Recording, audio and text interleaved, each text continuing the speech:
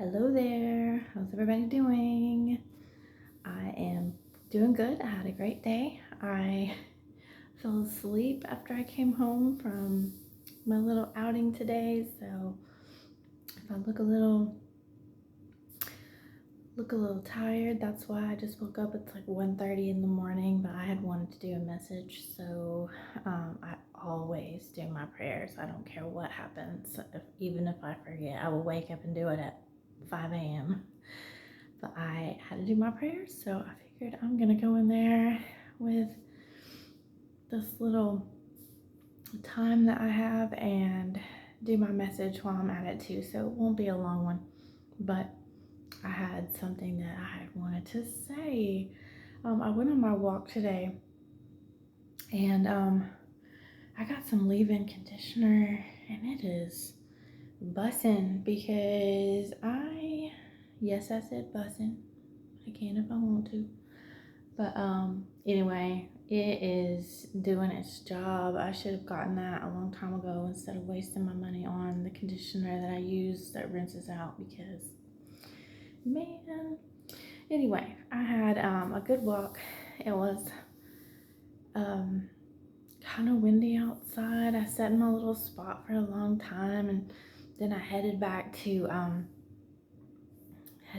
my car. So it was it's probably about halfway. I'd say my spot is about halfway. And when I got almost back to my car, I passed this guy, and immediately I see his shirt, and I'm thinking, this is like a Metallica or an Iron Maiden or something. And then it says Godzilla. I could see the character before I could see the letters, and he blessed himself right in front of me. I mean, he was like, now, I'm not Catholic, so you have to forgive me for not doing that right because I know I messed it up. But he did this like right before he got to me. And I thought about this and this message that I wanted to give before doing my prayers, because I usually always do. If I do a message at home and I'm back here in my little room, that's where I do my prayers. So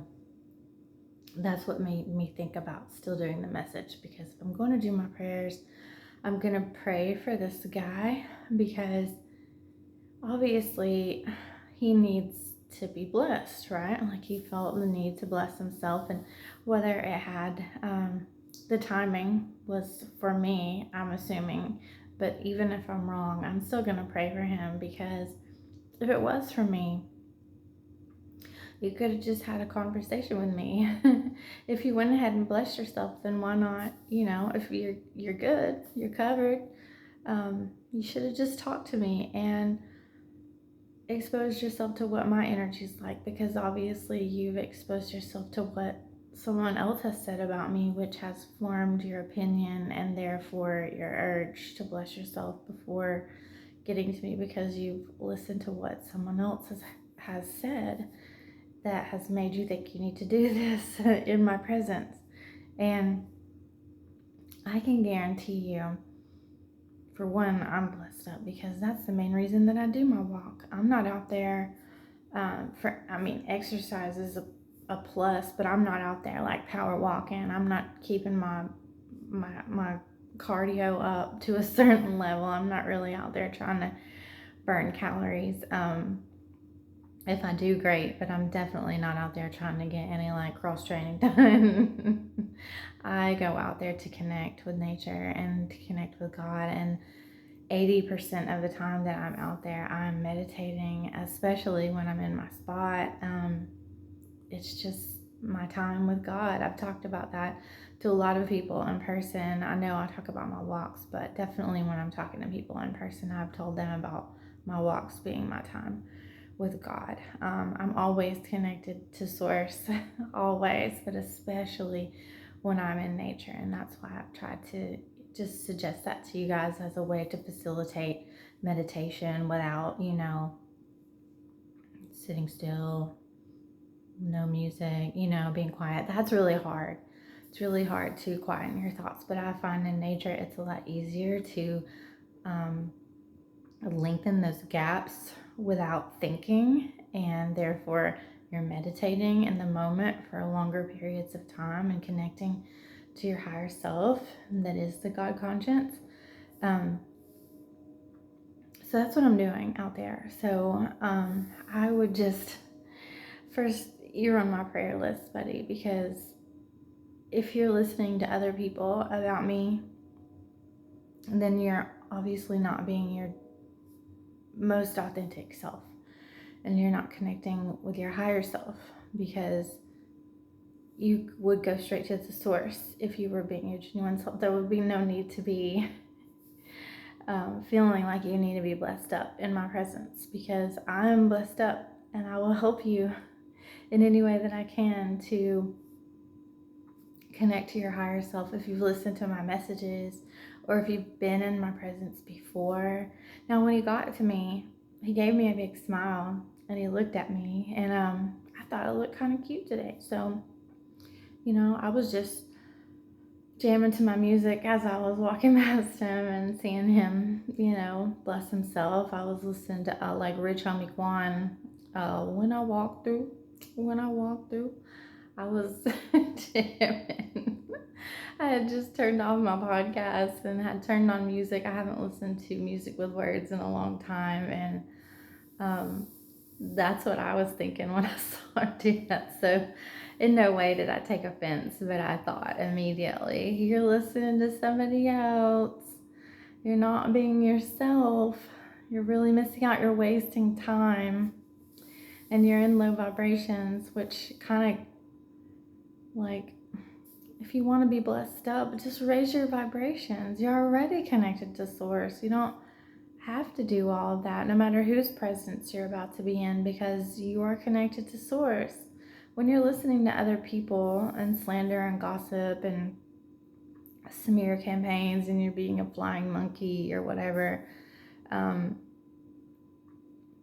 you're not connected to source. You're running in a pack, and they have to do that because they're not connected to source. So of course, pray, of course, bless yourself up, but you could be doing so much more by separating yourself from those people, whether you open yourself up to me or not. It's not about protecting yourself from me as much as it is separating yourself from the people that are keeping you in a low vibrational state, because you're syncing up with them. Obviously, if you thought to do that because of me, then you've synced up with others that are hating on me for no reason, because I'm not doing anything. I'm not doing anything but connecting to God, and I'm on my faith walk with Him every single day, because I know all of this has been for a reason, and I know how it ends. I don't know how it happens. I don't know when it happens, but I know how it ends, because I have co-created all of this with Source, and we need to remember, and I have eventually spiritually awoken. I am awake, wide awake. So there's no confusion here. I know what I'm doing, and I'm on my farewell Chattanooga tour. You guys may think that I'm out here just documenting these adventures, trying to pop my shit, because I don't want anybody to think I'm sad, or I'm never sad. It's okay to miss people, and sometimes I do miss people a lot, and sometimes I cry about it. It's okay, but that doesn't mean that that door is open. That doesn't mean that I'm letting them back in. They had their chance. They showed me what they did with it. I showed them what I did with it. So they're left with that. And even though that I miss the times when I thought they were down for me in a good way, I don't ever forget how they treated me and what they did with what I gave them. I don't ever forget that. So I pray for them, much like I'm praying for Buddy in the Godzilla shirt. But I am in no way walking around here sad. I am so blessed. I've said that so many times. I'm so blessed and amazed at how God has protected me and provided for me. And with my testimony, I'm going to make others want to serve the God that I do and the way that I do, no matter what you call source, divine, the most high. If you just want to call it the void, the big bang, however you feel like you were created and what you're comfortable calling it. I am walking proof that when you let go and when you surrender during the hard times, when you don't let any of that determine your worth, that others are going to do whatever they want to do, and that's okay. You just have to let them, and you continue to work on yourself and to heal yourself, because we can all heal ourselves, and to trust in God and just keep walking that path. Keep walking that path every single day. And I love Chattanooga, and these are things that I have done many times. But when God says go, and it's time to leave here, because I've said many times, I'm just passing through. I have had so many memories here, and it took me moving 2,000 miles across the country to really appreciate Chattanooga when I was in my 20s. That when I came back, I fell in love with the city all over again, because I had missed it so much. And when I came back, there was a lot more things to do here than when I left. Chattanooga got built up a whole lot. I believe that's when Corker was mayor. I'm not sure, but it was in the newspaper. It was in the Parade magazine that was in the newspaper, and I used to get the newspaper religiously in San Diego to learn about what was going on in that city and feel connected. And Chattanooga, lo and behold, was right there, and I was like, what? You are kidding me, because they had been doing so much with the city. And yeah, I want to touch base with all of the things before I leave here, because I don't know when, I don't know how much time, I don't know how, but I know that I'm not going to live here for the rest of my life. Me and someone that I used to hang out with, that we went to high school together, and we have both at one time moved to bigger cities, and we had realized that about ourselves, that we were not small town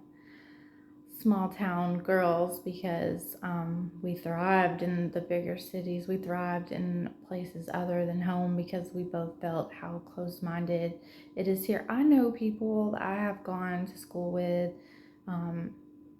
since, like middle school. Well, it was junior high for me, because I'm that old, but that still live in the city, and like everybody pretty much knows that they prefer the same sex for a romantic partner, but they will not come out of that closet because of where we live and how it's not accepted here. Even though we have gay bars, well, we used to have multiple. Now we probably only have one or two, but yeah, it's so close-minded here.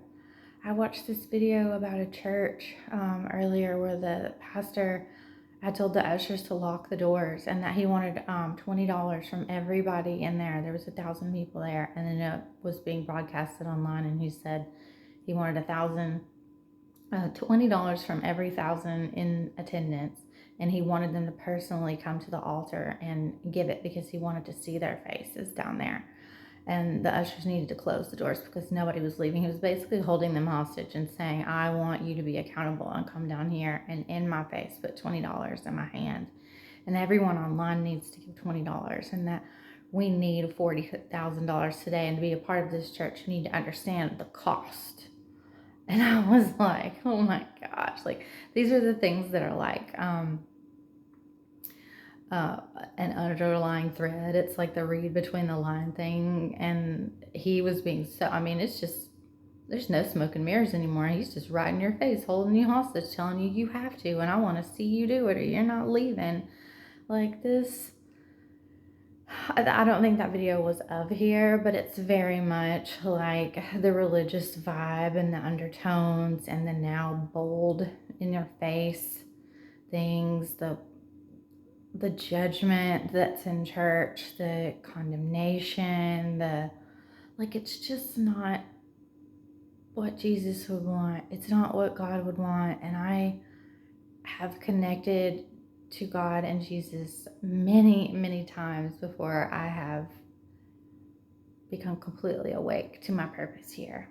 And most of the time, those times, even when I was married to a pastor's son and we lived in California, we were being pressured constantly to find a church home, find a church home. And so we visited many churches because I wanted it to feel right and not just to go because we were like mainly he was raised Nazarene. And so that was like the churches that we had gone to.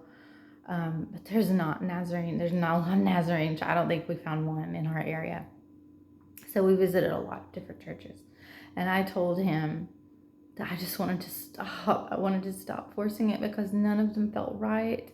And that I wanted to just go to the beach and I wanted to listen to the waves and I wanted to do like a devotion down there to connect with God one-on-one and not need a church. And he was so like, he did it one time, but he did not feel right about it. He did not make me feel comfortable in wanting to do it. And that's where I felt most connected to God, was sitting on the beach by the water, talking to him personally, to pull out a devotional only for, us to have like a message, like a theme, like church would have, just to appease him in some way because he didn't understand how I connected with God and how we didn't need all of that and that all of that felt wrong to me. And this was like not even, I hadn't even seen the worst of what I had seen in church at this time. I had seen some, but not all. But yeah, I loved Chattanooga. It is beautiful. It is where I think I was born here. I think I was born here. But yeah, I love it. There's so many memories here, and most of it is out in nature. Um, that's why most of the things that I'm doing are out in nature, and I don't care to go by myself. I'm very comfortable being by myself. There's a reason that I was an only child for the majority of my childhood. The Lord conditioned me and prepared me for the things that were to come. And I'm so comfortable being by myself, where some might think that they're isolating me or ostracizing me or shunning me, blessing themselves before they cross my path or getting off of the path to avoid me. It doesn't bother me at all because I know that I'm right where I'm supposed to be. And if you're doing those things, it's not because God is telling you to do those things. So I know that you're not connected to source. I want you to be connected to source. That's not a put down or a criticism. It's just merely my discernment telling me what I already know about where you are in your walk. Because if you're doing those things, it's because you think there's another reason that you need to be doing those things. It's not because God's telling you to do those things. Because God and me are like white on rice right now. Everything that I'm doing is because I'm being led to do it. If I'm in a holding pattern, I'm going to make the most of what I focus on and what I do to control myself, to control my emotions, to control my thoughts, to control what I am bringing into my life, to raise my vibrations so that I attract what I deserve. And I'm not focused on those things. I'm not focused on any criticism or anything, but I do know that in blessing yourself, if you feel that you need to do that because of me, then there's a lot of other things that you need to do to be closer to God other than just a simple blessing of yourself, because You're not connecting to source if you're listening to what others are saying about me. So watch what leads you. And right after that, I saw a couple, but the guy that was in the couple was they both stopped and intentionally like gave me this warm welcome, and it's gonna make me emotional because it was right after that. It was almost like God was like, "Look at this, you went through that graciously, and look at this.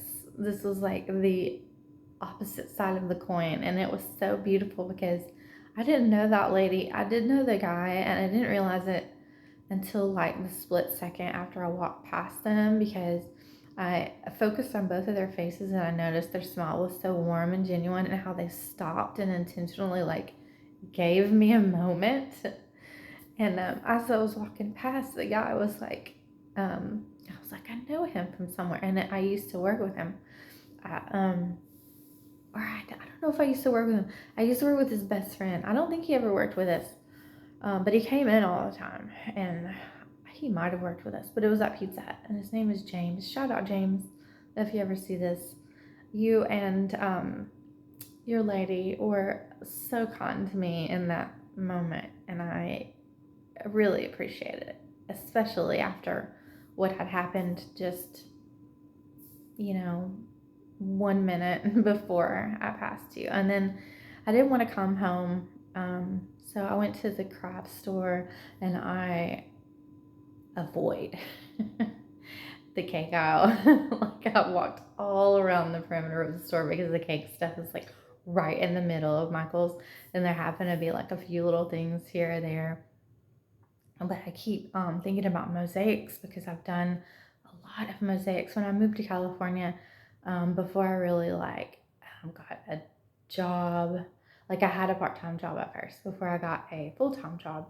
And while I was doing the part-time thing, still trying to find something else, I did a lot of crafts because when you're a military wife, especially when you're 2,000 miles away from home, and you have like one friend, um, you're alone a lot. I mean, the military like it owns you. So, um, he was gone a lot, and it seemed like things would always happen every time he had to go like away or do something where he wasn't home. But so that definitely, I did not handle that well at first, but it definitely strengthened me in being alone and learning how to handle things for myself without knowing people, having friends around. But I did a lot of crafts. I went on base and they had this like ceramic shop, and I really got into ceramics and painting them and having them fired, and I would send people gifts from back home. And then I got into mosaics. I made so many stools with just breaking up tiles and making the pattern. I loved how broken tiles could be put together and made into something beautiful as a collective.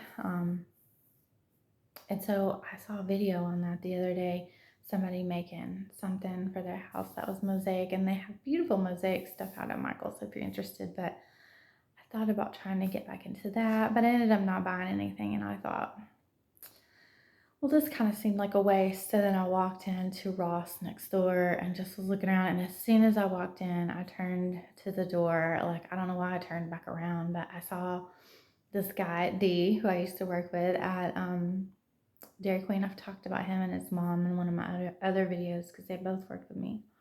But I saw D and his son, who I did a baby shower cake for before he was born. And he's beautiful, and he was showing me all of his cars, and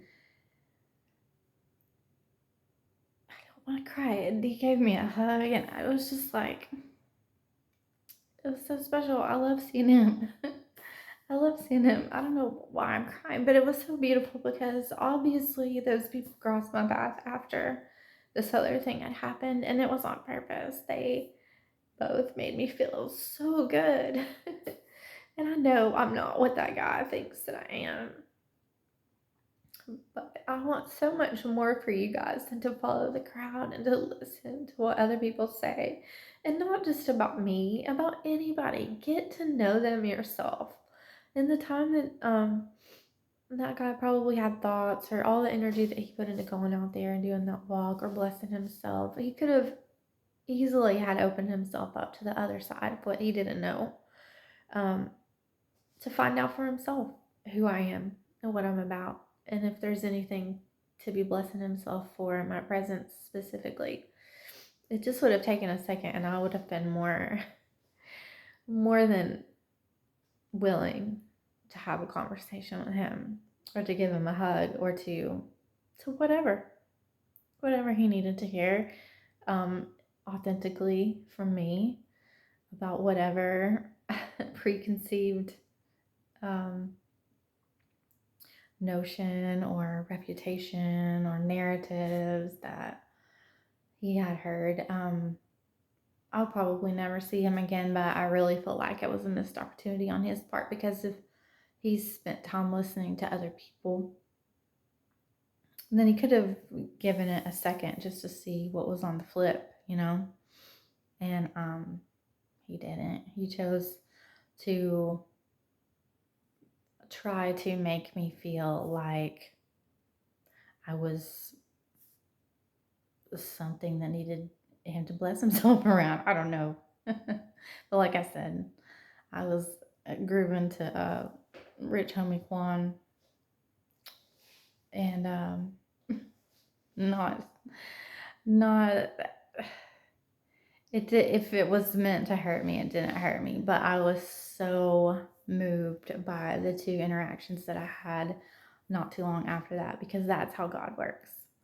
That's how God works. When you go through something trying and you don't react to it, like, or let it hurt you in the way that it was probably meant to, when you pass your test, right?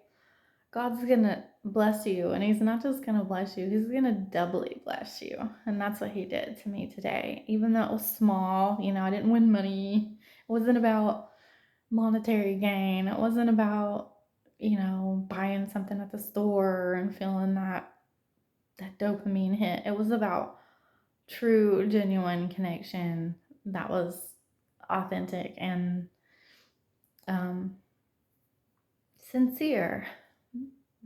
And I so appreciate that. And I thank God. I thank God even for the Godzilla shirt, dude, because he helped, to test me to see if I'm really over things like that hurting my feelings. And I am. Um, but he didn't have to do those other things with the other people that crossed paths with me, that made me feel special and that made me feel warm and loved and appreciated. But he did. And I'm so, so glad for that. So I hope that you're all staying blessed. And I pray for all of you to find your path without listening to others, and let anything guide you that's outside of your own connection, your own experience, your own consciousness and awareness with what you know to be true, and not what someone else has told you, because you're really going to miss out. You're going to miss out. You're only delaying the gratification of what it really means to be in your authenticity, to be connected to Source. Don't delay that for one more second. Pray about that. Don't pray about wanting to be blessed around this person or that person because what somebody else said. Pray about who crosses your path and how you can embrace that to be enriched by those people, regardless of what anybody else says. Let that lead you, not low vibrating people that are trying to spread rumors and gossip and um, low frequency things. We want to break out of those cycles and not sync up with that. We want to go up. And all we need to do to go up is to go within and let your intuition guide you. And then you will open yourself up to what's meant for you to experience on your path. And don't let the low vibrations hang around any longer. than they need to for you to learn what you need to learn. And then you'll open yourself up to a whole new world that will help you grow and love. That's what we're here to do.